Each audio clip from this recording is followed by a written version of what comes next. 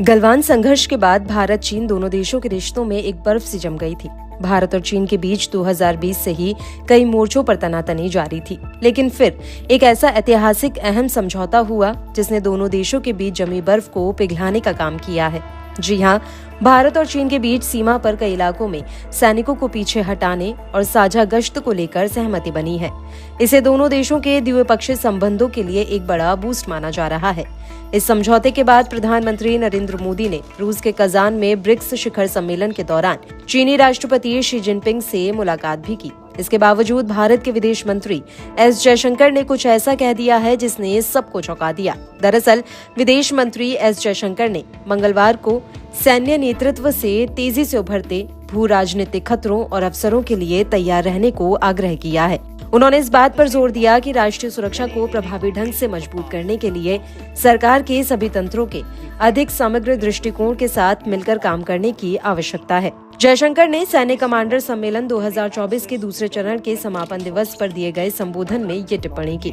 इस सम्मेलन में भारतीय सेना के वरिष्ठ अधिकारियों ने सीमावर्ती क्षेत्रों और भीतरी इलाकों की सुरक्षा को प्रभावित करने वाले महत्वपूर्ण रणनीतिक मुद्दों पर विचार विमर्श किया।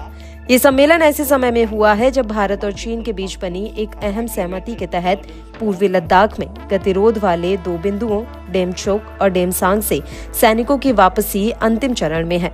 जयशंकर ने एक्स पर एक पोस्ट में कहा कि आज दिल्ली में सैन्य कमांडर सम्मेलन को संबोधित करके खुशी हो रही है।